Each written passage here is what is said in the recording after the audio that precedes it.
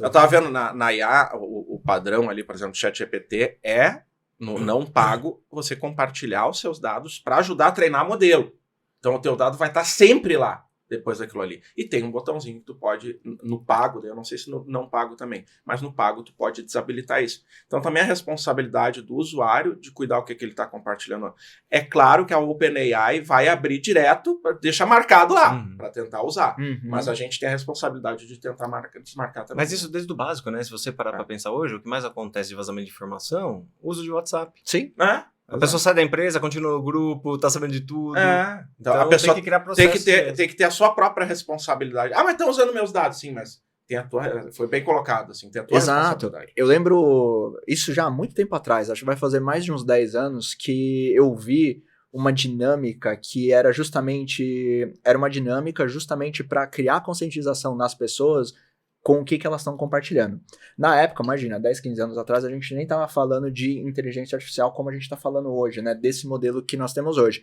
Mas qual era tipo, a dinâmica que eu achei muito interessante? Era as informações que você está compartilhando, por exemplo, dentro do Facebook. Tá? O que acontecia? Essa experiência toda foi... as pessoas montaram uma tenda aonde supostamente lá dentro teria uma pessoa que é adivinho. Ela adivinharia, entendeu? A sua vida por uma conexão, entre aspas, sobrenatural e tudo mais. E as pessoas, elas eram abordadas na rua para entrar dentro dessa tenda e conversar com esse suposto, tipo, adivinho, e que ele ia adivinhar a vida dela. E esse adivinho tava olhando no Facebook as mensagens. Atrás da mensagem tinha uma equipe toda analisando. Analisando. Assim que aquela pessoa entrasse, desse o nome, o pessoal entrava no Facebook, puxava Facebook. Bom modelo de negócio, hein? Total. Isso aí, né? E aí no ponto passava, ó, essa pessoa postou que ela acabou de comprar um carro, ela casou faz 2 dias, e aí o cara falava, e tipo as pessoas ficavam assim, nossa senhora, mas ele é um super adivinho, vidente, né? Quando na verdade não, é toda informação que ela compartilhou. Não, a criatividade é impressionante. Você viu o caso também daquele que tinha um café, o dono de uma cafeteria? Sim. Se cadastrou no Tinder e marcou 50 encontros. As pessoas ficavam esperando, tomando café e não aparecia ninguém. Então assim, ele aumentou o ticket dele. E aí eu lembrei de um livro agora muito bacana que eu deixo de recomendação que fala isso, né? Porque a tecnologia que está e virá, ela pode ser usada para o bem e para o mal, né? Então, tem um livro muito bacana que recomendo, que chama Tools and Weapons, em português, Armas e Ferramentas, do Brad Smith, que é o nosso Senior Vice President de Legal. Ele que fala com todos os governos do mundo, representa a Microsoft, ele escreveu esse livro, ele dá vários exemplos práticos de tudo que é necessário, né, para evitar o que todo mundo fala hoje em dia, será que a IA vai ser usada para outras coisas malignas e tal? Então, vocês estão dando umas ideias de negócio meio perigosas aí para tentar nos assistir, né? Não faça. Deixa eu voltar para um ponto aqui, Frederico, da questão que o Jeb Blount fala, que ele diz que muito do processo de venda e de ter sucesso na prospecção é a quantidade de conversas, os touches que a gente tem, né? Então, realmente conversar várias vezes, follow-up na cadência certa, né? E isso, para funcionar, deve haver um método, um processo, não ficar muito solto, e a gente conseguir supervisionar esse processo para ver se o vendedor realmente está executando, né? Isso é uma coisa que a gente vê, não adianta só jogar o processo lá, eu preciso ter uma supervisão, senão não acontece, né? O que tu pode falar um pouco a respeito disso, de como a gente pode implementar um processo que isso funcione melhor, que ajude os vendedores a realmente realizarem esse tipo de conversa, ainda mais agora com a IA, que fica mais fácil, né? Eu acho que sempre é um misto, como tudo, né? De metodologia mais prática e muito feeling também. Você pode criar para ter um controle, para ser um lembrete, porque uma certa metodologia diz que X% tem que ter, mas essa supervisão que você disse, de saber o momento certo, aproveitar o momento, ou muitas vezes como já aconteceu, e aí, como está essa oportunidade? O cliente não me responde. Tá, mas não responde o quê? Você mandou e-mail? Tem gente que não consegue ver os e-mails. Ou tem esse hábito, já vê, não quer ver. Sim. Você já tentou outra forma, né? Já ligou para ele? Já visitou? Já ligou pro par dele para perguntar se ele está de férias? Então, é muito também de uma mistura de metodologia, sistema, mais feeling, né? De comercial mesmo. Legal. Então, você tem que ter essa mentoria. Bacana. Deixa eu puxar um pouco mais de IA aqui também, que o pessoal adora escutar isso, né? falando de prospecção fanática aqui, agentes para prospecção, né? Muito se fala de agentes, a gente está vendo isso direto. E aí tem empresas até que se especializam em criar agentes para prospectar, né? Mas a gente, eu vou usar uma expressão, às vezes eu falo, o pessoal ri, às vezes parece sexo na adolescência, todo mundo diz que está fazendo, mas não está, né? Então, assim, Danilo, em termos de agentes para prospecção, o que pode dizer, o que tu está vendo no mercado? Isso está muito incipiente ainda, já está acontecendo, já está bombando, está dando resultado, ou o pessoal ainda está muito tateando isso para fazer funcionar? Para mim, a minha opinião sobre isso, assim, a gente já tem muitas empresas já fazendo isso, né? Eu acho que quando a gente conversa sobre prospecção, a primeira coisa que a gente tem que entender não é só de o agente prospectar, mas assim, também está prospectando o quê, né? E uma coisa que eu falo, assim, e também eu converso muito com o meu time, é que, assim, os agentes, eles têm que ter uma base de dados. Se você não tiver um data lake, se você não tiver um lugar onde os dados eles estão tipo, armazenados, esse agente ele não vai fazer nada. E eu acho que a maior dificuldade que hoje o mercado tem, ele é justamente de treinar bem esses agentes com base nos dados que você está fornecendo para eles. Porque ele sozinho, ele não vai fazer nada, tá?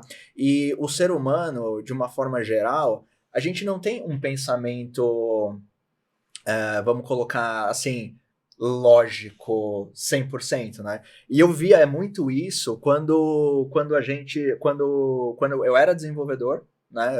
Eu estava desenvolvendo, e assim, quando você está desenvolvendo, você tem essa lógica na cabeça. Tanto é que se você colocar um desenvolvedor para conversar com uma inteligência artificial para dar comando e uma pessoa que nunca desenvolveu para dar comando para uma inteligência artificial, você vai ver que o desenvolvedor ele vai conseguir retornos melhores do que a pessoa, porque a gente é muito abstrato quando a gente fala. Tem muitas coisas que a gente fala que está subentendido na nossa cabeça, mas que a gente não falou, e a inteligência artificial ela não prevê. Exato, ela não sabe o que você está pensando ou o que é aquilo. Então ela é extremamente racional quando ela vai operar.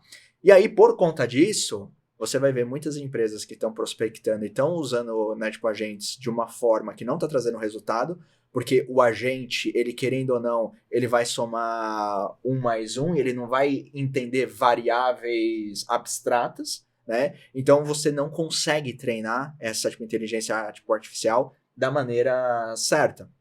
Então, assim, eu vejo que muitas empresas falham nesse sentido, justamente porque esses agentes eles estão operando com poucos dados, né? Ou com muito pouca margem de variável para ele poder se adaptar às diversas situações. Uma das coisas que, por exemplo, tipo, a gente usa muito quando a gente está falando sobre prospecção é como que os agentes eles podem ajudar o time de pré-vendas, né, o time dos SDRs, a focarem nos leads que realmente têm qualidade e que são mais quentes. Então, por exemplo, você tem, né, a gente tem a tipo, inteligência artificial embarcada no nosso CRM, consumindo absolutamente todos os dados que ali estão, que foram colocados pelo time de vendas e pré-vendas, e a inteligência artificial, ela consegue, com aquele volume de dados de interação, eu liguei, eu tive essa conversa, eu mandei tipo e-mail, eu tive esse retorno, ela consegue pegar aquilo e identificar os pontos, gatilhos e gaps que existem ali. Então, quando o time de marketing está gerando, né, por exemplo, hoje, quando eu gero todo esse volume de lead para o nosso time de pré-vendas, a própria plataforma com a inteligência artificial, ela já começa a falar assim, presta atenção mais nesses leads aqui, através de ela nota. É proativa. Exato. Sei lá, de nota 1 a 5, tá? Esse lead, ele é nota 4 por causa disso, disso, disso, disso. E aí ela começa a dar, tá?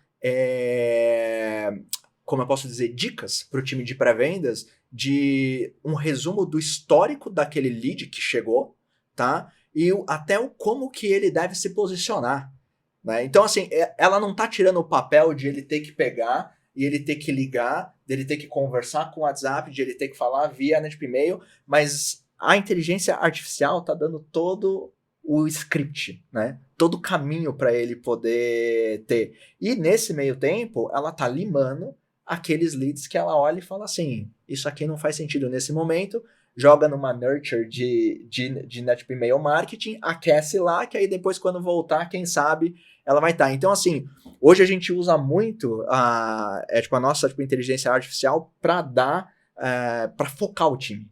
E para a gente conseguir realmente tirar a melhor qualidade dali, e ela, né, como uma inteligência artificial, ela processa dados, assim, de uma forma violenta, né? Ela ajuda muito a fazer o tema de casa pro vendedor, né? Que às vezes é uma coisa que não quer fazer, que é chato, enfim, ela já traz muita informação pronta ali também, né? Exato. Deixa eu só fazer uma pausa aqui, falar que o pessoal tá me chamando aqui, que eu tenho que puxar o QR Code para entrarem na nossa plataforma. Então, pessoal, vai aparecer um QR Code aí na tela para vocês acessarem, né, a nossa plataforma e falarem com o especialista da Econodata para utilizarem, testarem a plataforma de prospecção da Econodata e conversarem com um especialista nosso, ver o que a gente consegue estar fornecendo para vocês e conhecerem também um pouco mais da nossa inteligência artificial ali, que nós também temos na nossa plataforma, tá todo mundo falando disso, tá? Então, o QR Code está aí na tela de vocês já podem estar acessando. E eu aproveito aqui também para trazer mais uma enquete, né? Essas informações de mercado são legais.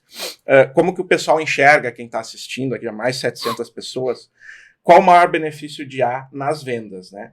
Tu vê, o que a gente estava comentando agora da prospecção, encontrar leads mais qualificados, deu 23%. É uma das partes. Deram todas muito parecidas, tá? Ganhar tempo, 27%. Personalizar abordagens em escala, isso é uma coisa que ajuda muito, né?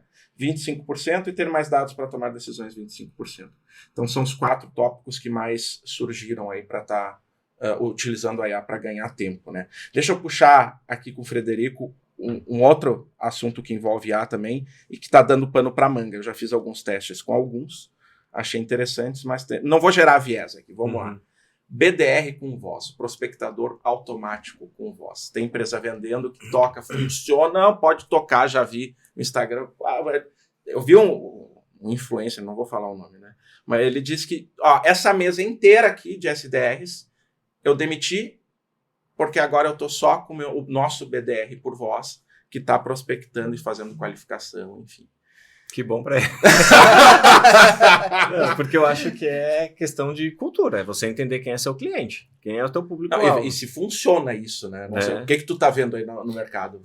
Eu tenho visto mais nesse lado de agentes, por exemplo, para eu ganhar escala, ao invés de ter lá clientes que têm um mercado muito grande, em vez de estar com o contact center o dia inteiro ligando também, que não é garantia, né? Porque você não quer falar com as pessoas, né? Não tem telefone. Eu não tenho telefone, basicamente. Né? Mano, seu número que eu difícil, conheço. né? É difícil. Então tá se transformando. Agora, de repente, eu crio um agente que, pro público certo, que joga ali uma enquete, como está sendo aí aqui no canal, e que vai dar algum retorno para ele, para motivá-lo a preencher a pesquisa ou a enquete, dando uma tendência de mercado, para entender quão maduro ele está em governança ou segurança, etc. Aí você já consegue segmentar. Quem respondeu está mais interessado, deve ter alguma oportunidade, né? Como parte do processo de venda, né? Não que ele vai fazer a venda completa.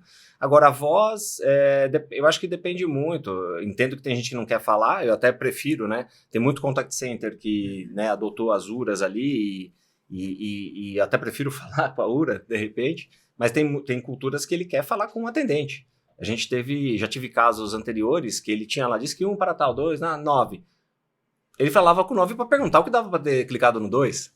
Né? Consultar meu crédito. Então, mas ele quer falar com alguém. Então depende muito da cultura, né? Do segmento, qual é o perfil do cliente.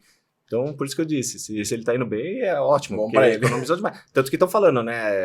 A polêmica atual mais recente que também é uma coisa um pouco polêmica. É difícil você achar um assessor de investimento que você goste. O pessoal só reclama de assessor de investimento. O que os bancos estão fazendo? Estão fazendo esse teste. Se vai funcionar, já conheço 2 grandes bancos que querem botar IA e substituir o pessoal, pelo menos numa faixa ali, dependendo do perfil do cliente.